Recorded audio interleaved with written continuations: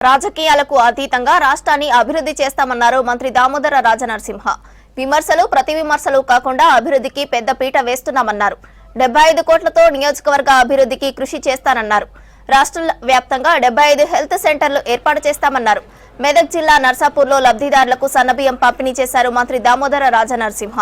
తర్వాత కళ్యాణ లక్ష్మి, షాదీ ముబారక్ చెక్లను అందించారు.